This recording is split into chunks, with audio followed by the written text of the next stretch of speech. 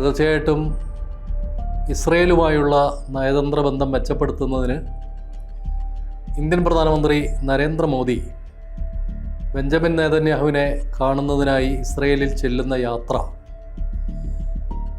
ആസൂത്രണം ചെയ്തതും മോദിയെ ഇസ്രയേലിലേക്ക് എത്തിച്ചതും ജെഫ്രി എപ്സ്റ്റീൻ്റെ ഇടനിലയിലാണ് എന്ന് തെളിയിക്കുന്ന രേഖകൾ പുറത്തു വന്നിട്ടുണ്ട്. എന്തിനാണ് അമേരിക്കയിലെ കൊടും കുറ്റവാളികളിൽ ഒരാളായ ജെഫ്രി എപ്സ്റ്റീൻ്റെ ഇടനില ഇന്ത്യയെപ്പോലെ വലിയൊരു രാജ്യത്തിൻ്റെ പ്രധാനമന്ത്രിക്ക് ആവശ്യമായി വന്നത് എന്ന ചോദ്യം ഇവിടെ പ്രസക്തമാണ്.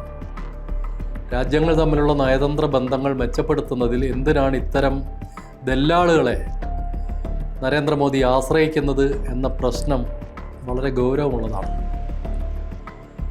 അതിനേക്കാൾ പ്രധാനപ്പെട്ടത് ഇപ്പോഴത്തെ മോദി മന്ത്രിസഭയിലെ പെട്രോളിയം പ്രകൃതി വാതക വകുപ്പ് മന്ത്രി ഹർദീപ് പുരിയുടെ അനുഭവമാണ്. ഹർദീപ് സിംഗ് പുരി 2014-നും 2017-നും ഇടയിൽ 3 തവണ ന്യൂയോർക്കിൽ ജെഫ്രി എപ്സ്റ്റീൻ്റെ വീട്ടിൽ അദ്ദേഹത്തെ സന്ദർശിക്കുകയും ചർച്ച നടത്തുകയും ചെയ്തു എന്നതാണ് പ്രധാനപ്പെട്ട വെളിപ്പെടുത്തലുകളിലൊന്ന്.